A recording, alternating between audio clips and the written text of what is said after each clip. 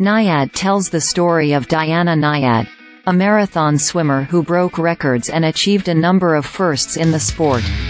At the age of 60, she decided to complete the feat she wasn't able to when she was 28. Swim the more than 100 miles from Cuba to Florida without the aid of a shark cage, powered only by her stubborn will and swimming prowess. The Cuba to Florida crossing, through the Florida Straits, has long held a mystique for marathon swimmers for its challenging conditions.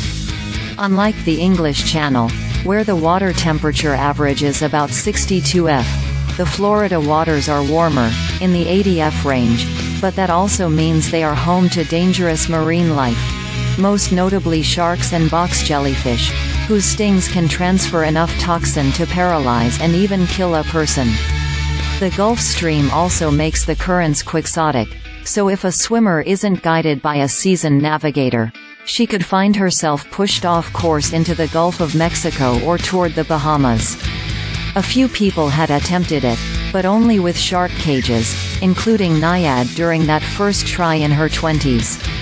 The film, which opened in limited theaters in October and releases on Netflix on November 3, picks up on Nyad's 60th birthday, when, after decades away from the sport, during which she worked as a sports commentator for ABC's Wide World of Sports, she faces her mortality and decides to prove that she can make the crossing without a cage. It's not like I was fixated on doing that swim all those years, but I guess somehow, I was, and that I always did have Cuba in the back of my brain, she tells Time. Directed by Jimmy Chin and Elizabeth Chai Vasarhelyi in their first narrative project after earning accolades for their documentaries of extraordinary athletes, including free climber Alex Honnold in Free Solo. The film stars Annette Bening as Nyad and Jodie Foster as her trainer and friend Bonnie Stoll, in two intense performances that are already generating talk about Oscar nominations. Diana is this unapologetically driven, capable and complex character.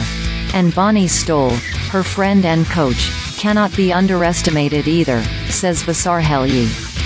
The idea of being able to explore the bond between these two incredible women, who refused to believe that it was too late in their lives to accomplish this extraordinary thing, felt special and important.